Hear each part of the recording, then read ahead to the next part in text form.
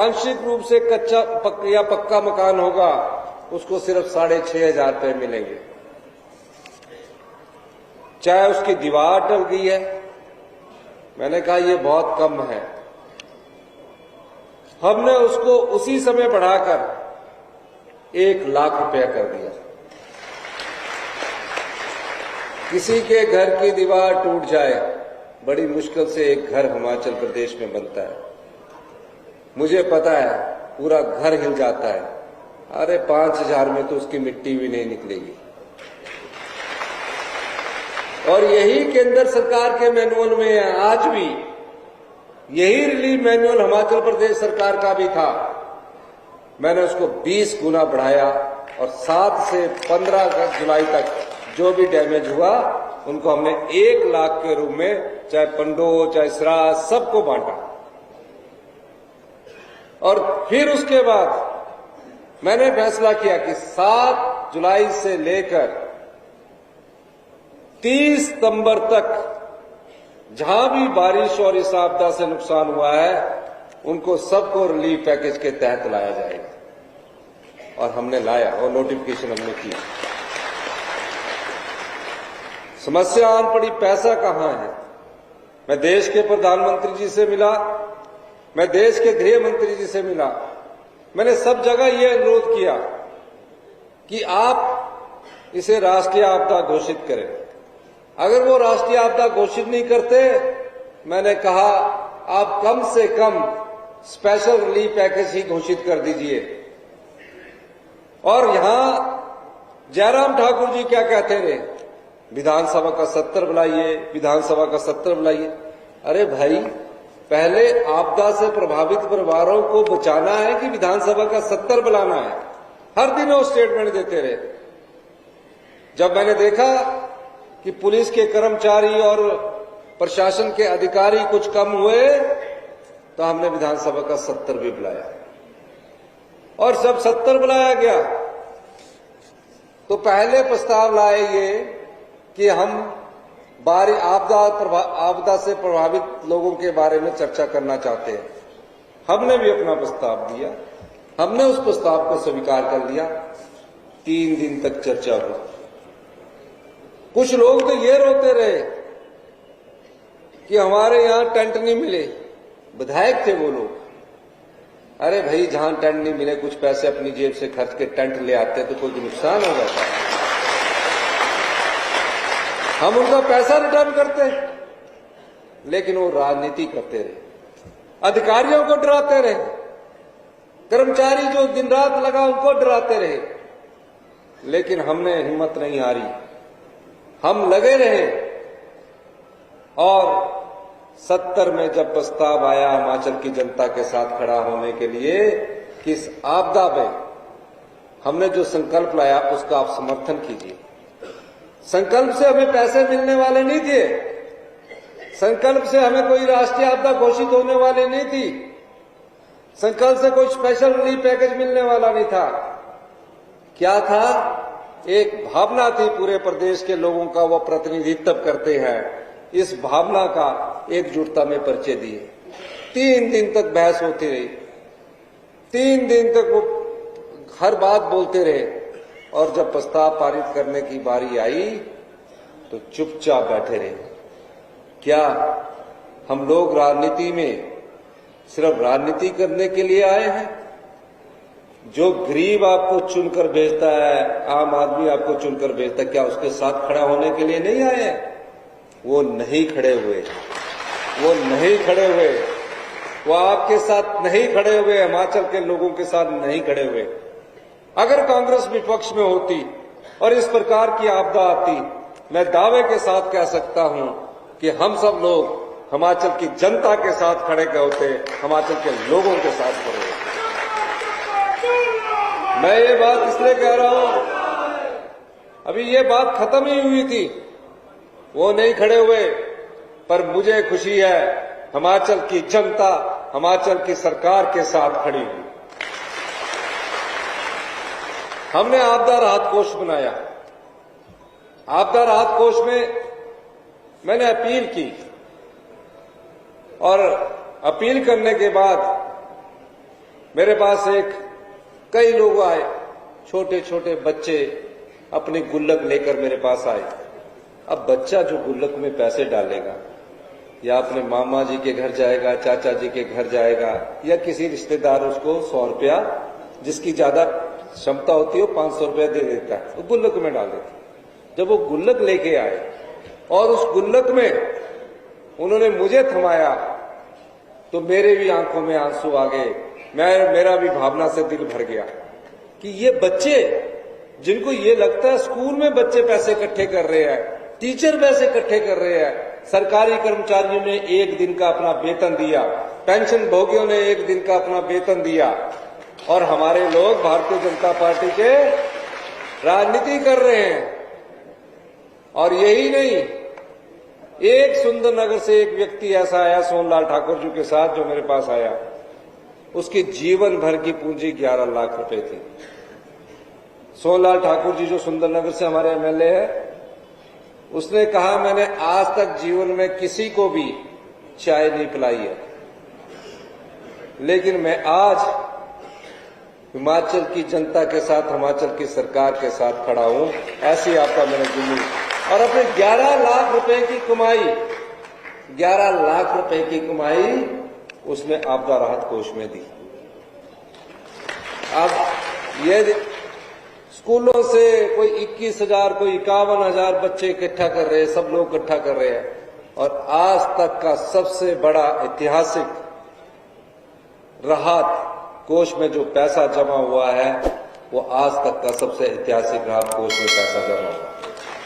230 करोड़ रुपए के करीब लोग अभी जमा करवा चुके हैं, और अभी भी लोग, जब मैं आया तो अब अभी भी दान दे रहे हैं।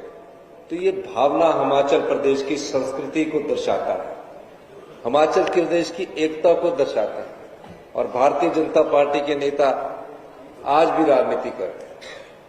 आप भी कह रहे हैं,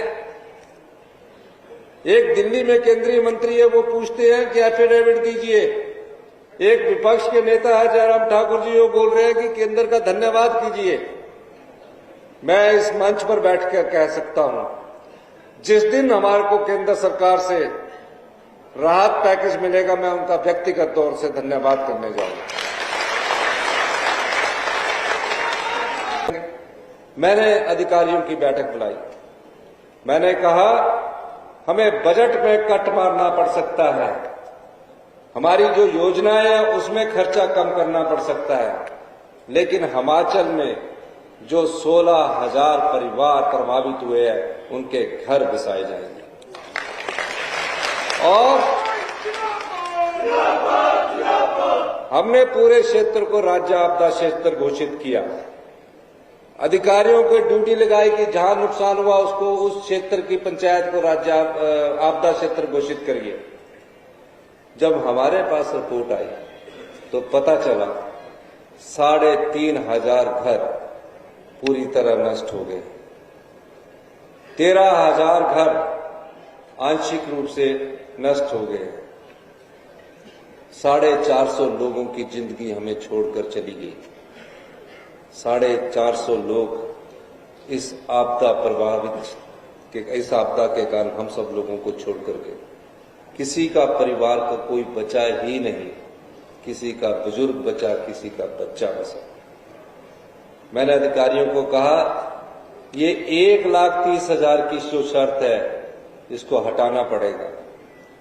सबने बोला जी डबल कर देते हैं। मैंने बोला नहीं, डबल से मकान नहीं बनता। हिमाचल प्रदेश में जो भी आदमी, चाहे वो धनवान है, चाहे आम है, चाहे गरीब है, बड़ी मुश्किल से एक घर बनाता है, पाई पाई जोड़कर अपना घर बनाता है।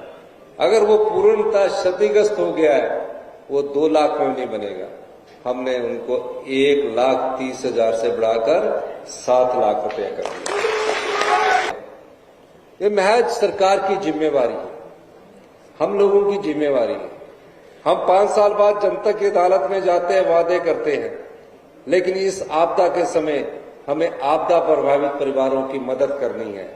और जिस परिचय का जो हिमाचल के लोगों ने, हिमाचल के बच्चों ने, हिमाचल की युवा पीढ़ी ने, पेंशन भोगी ने, कर्मचारियों ने, किसान ने, मजदूर ने जो सहयोग दिया है उसके लिए हिमाचल सरकार हमेशा आपकी ऋणी रहेगी। इसके अलावा मैं और एक बात कहना चाहता हूं, आपदा प्रभावित सभी योजनाएं जो है ये सबके घरों में पैसा पहुंचेगा। और जैसे कि कहा कि कोई अगर इसमें बेईमानी करेगा, चाहे पटवारी है चाहे अधिकारी है, वो गलत मत करे। जिसका न्यायपूर्ण घर क्षतिग्रस्त हुआ उसे पूरा पैसा मिले, जिसका आंशिक रूप से घर बना उसका पूरा पैसा मिले। पैसा मिलने के साथ ही वेरिफिकेशन भी शुरू हो जाएगी, सबकी वेरिफिकेशन होगी। तो ये चीज मैं आपके सामने कहना चाहता हूं। अब आपके पास समय है।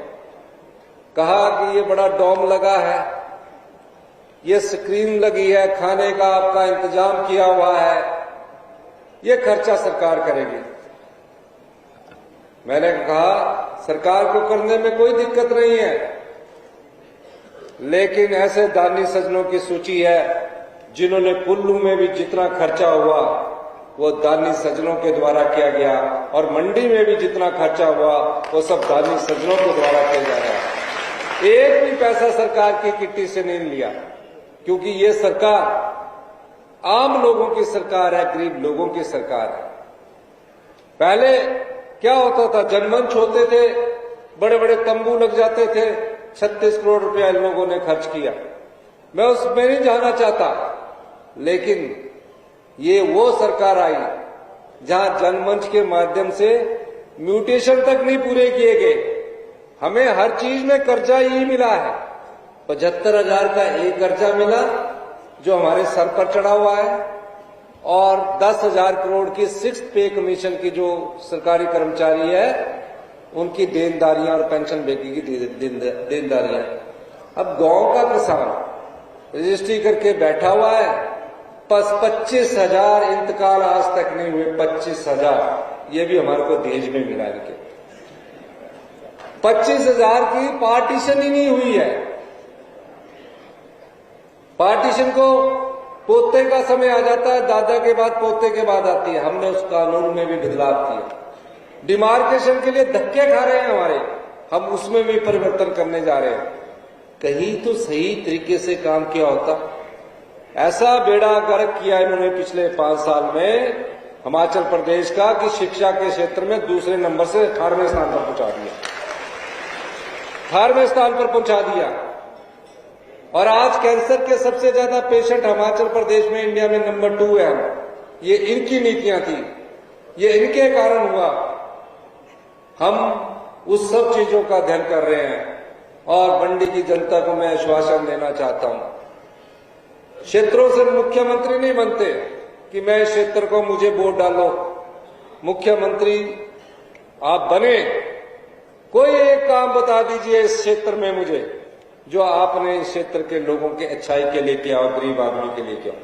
ये ठीक है कि आपने सिराज में कुछ काम किया होगा, वो सारी बिल्डिंगें आज खाली है। ऐसा काम मंडी में किया होता उन बिल्डिंगों को तो मंडी में तो लोग ऑफिसों में रहते, घरों में रहते। इतना बड़ा रेस्ट हाउस बना दिया जहां अभी चलाने को कोई नहीं है। मंडी में अगर शहर में किया होता, डिस्ट्रिक्ट हेडक्वार्टर में किया तो अच्छा होता। हम मंडी के विकास में कोई भी कमी नहीं आने देंगे, जिस प्रकार आपदा के विकास में। इन्हीं शब्दों के साथ एक बार फिर से मैं हिमाचल की जनता का, सभी बच्चों का, सभी बुजुर्गों का, सभी माताओं का, सभी बहनों का धन्यवाद करना चाहता हूं, इस आशा के साथ वो दिन दूर नहीं, हम अपनी इस अर्थव्यवस्था को पटड़ी पर लाएंगे। क्या होती है अर्थव्यवस्था? मेरे घर में अगर एक परिवार के पास 100 रुपया आ रहा है, अगर वो 250 रुपया खर्च कर रहा है तो आप बताइए कितना कर्ज चढ़ जाएगा? 150 रुपया तो कर्ज का ही चढ़ाएंगे ना, चाहे सब्जी वाले का देना है चाहे दूध वाले का देना है, चढ़ेगा वो कर्जा। उसी तरह हमारी सरकार में भी बहुत कर्जा चढ़ा हुआ है। और ये मत सोचिए कि हमारी सरकार में कर्जा चढ़ा हुआ है, आप लोगों पर कर्जा चढ़ा है।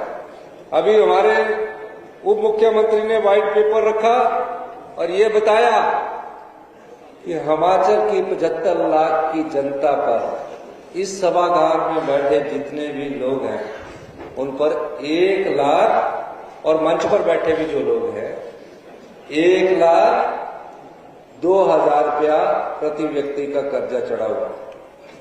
ये इनकी नीतियां थी, सोचा ही नहीं। आज बच्चे हमारे रोजगार को तड़प रहे हैं, हम उनको रोजगार बढ़ाने की तरफ भी कोशिश कर रहे हैं। इसीलिए मैंने कहा है कि हमने उस व्यवस्था को परिवर्तन करने के लिए पहला बजट रखा, जिसमें हमारी नीतियां और कार्यक्रम स्पष्ट झलक देते हैं। और मैं बार बार कहता हूं, 4 साल में हम हिमाचल प्रदेश की अर्थव्यवस्था को पटड़ी पर लाएंगे, और 10 साल में हिमाचल प्रदेश हिंदुस्तान का सबसे समृद्धशाली और अमीर राज्य होगा।